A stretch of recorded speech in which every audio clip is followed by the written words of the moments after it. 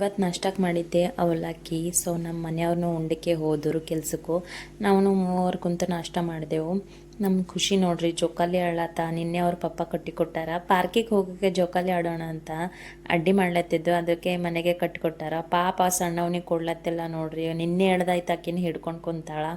ಒಟ್ಟಿನಲ್ಲಿ ಅದರೊಳಗೆ ಊಟ ಮಾಡೋದು, ಅದರೊಳಗೆ ಕುಂತು ಎಲ್ಲ ಕೆಲಸ ಮಾಡೋದು, ಅದರೊಳಗೆ ಕುಂತು ಟಿ ವಿ ನೋಡೋದು, ಇದೆಲ್ಲ ಮಾಡ್ಲತ್ತಾಳ. ಆಕಿಂದಂದ್ರೂ ಬೇಗಿನ ಬೇಗ ಅದೇ ನಡೀತಾ ಇರ್ತದೆ.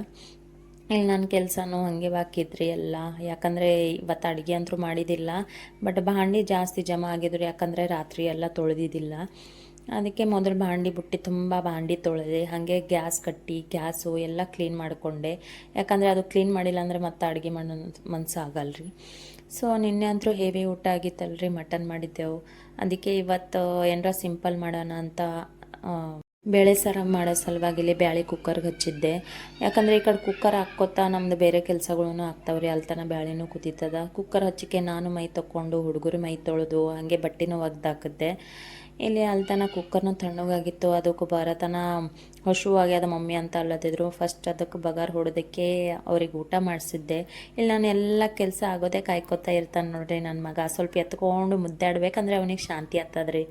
ಸೊ ಅವರಿಗೆಲ್ಲ ಉಣ್ಸೋಕ್ಕೆ ನಾನು ಉಂಡೆ. ನನ್ನ ವಿಡಿಯೋಸ್ ಇಷ್ಟ ಆದರೆ ಪ್ಲೀಸ್ ಲೈಕ್ ಮಾಡಿರಿ ಆ್ಯಂಡ್ ಫಾಲೋ ಮಾಡಿರಿ.